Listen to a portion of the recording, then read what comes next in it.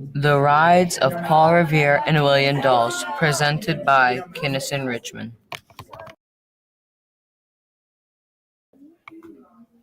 Almost everyone knows the story of Paul Revere, but he had multiple accomplices.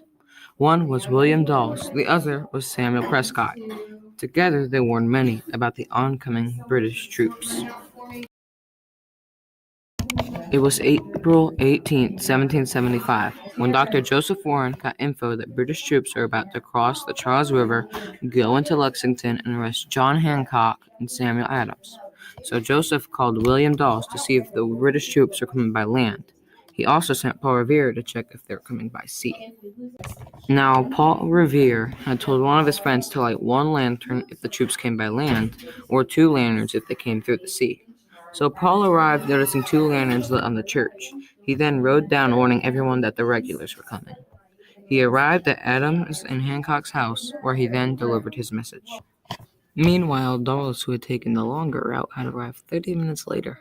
After they had both refreshed themselves, William and Paul headed off to Concord to tell all military stores to hide and disperse their stuff so that the British could not destroy it. Shortly after leaving, they were found by Dr. Samuel Prescott, who was a high son of liberty. So the three of them went to see if the stores were dispersed, but they were spotted by a British patrol.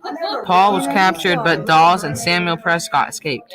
Samuel was the only rider to get to the Concord base because Dawes was thrown off his horse and injured, and Paul was captured.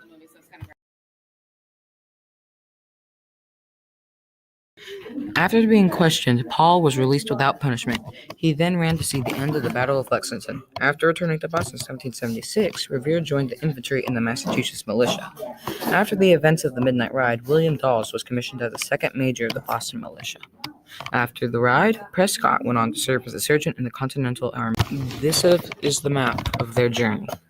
This slide was handmade, obviously. You can see that William Dawes started at Boston and Paul Revere started at Charlestown.